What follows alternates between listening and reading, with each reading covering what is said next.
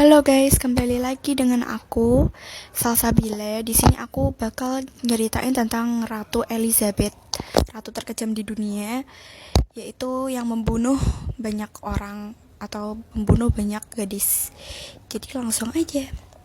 Pada setiap kerajaan pasti ada yang mendampinginya, yakni seorang ratu. Pada setiap kerajaan tentunya bisa diganti oleh sang ratu jika sang raja telah meninggal dunia. Namun setelah seorang raja meninggal, ada seorang ratu yang paling menguasai kekuasaannya. Tindakan yang jahat membuat banyak masyarakat ketakutan. Singkat saja, ini adalah Ratu Elizabeth Bathory, menjadi salah satu wanita terkejam sepanjang sejarah. Bahkan dirinya masuk dalam Guinness Book of the Record sebagai wanita pembunuh dengan korban terbanyak dalam waktu 25 tahun. Ia telah menyiksa dan membunuh 612 gadis muda. Elizabeth Bathory the Exeter adalah seorang bangsawan dari kerajaan Hungaria. Ia dilahirkan dalam sebuah keluarga tertua dan terkaya di Transilvania. Elizabeth juga merupakan sepupu dari Stefan Bathory, Raja Polandia.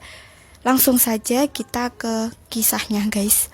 Dalam usianya yang mulai memasuki 40 tahun, Elizabeth takut kehilangan kecantikannya karena penuaan. Hingga suatu hari, seorang pelayan yang sedang menyisir rambut Elizabeth tidak sengaja menarik rambutnya. Elizabeth menampar pelayan itu dengan keras hingga berdarah. Melihat darah, pelayan tersebut mengenai tangannya. Ia segera berpikir bahwa darah tersebut akan memberinya kesegaran dan awet muda. Kekejaman pun dimulai. Awalnya Elizabeth membunuh pelayan-pelayan di kastilnya itu, kemudian putri-putri petani setempat. Bahkan beberapa gadis dikirim ke kastilnya dengan dalih untuk belajar etika dan sopan santun. Elizabeth juga membuat lowongan kerja fiktif bagi gadis-gadis desa agar mau datang ke kastilnya. Setelah berhasil memancing korbannya, Elizabeth akan menyiksa mereka sampai mati. Cara yang dilakukannya pun sangat kejam. Elizabeth akan menggigit, memukul, membakar, dan memutilasi hingga membiarkan korban kelaparan sampai mati. Aduh, ini Elizabeth kejam banget ya guys. Elizabeth kemudian memerintahkan budaknya untuk mengumpulkan darah mereka dalam sebuah ember dan dituang ke dalam kolam permandiannya.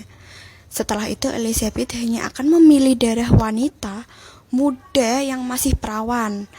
Ia berkeyakinan bahwa dengan mandi darah seorang gadis perawan, maka penuaannya tidak akan terjadi pada dirinya.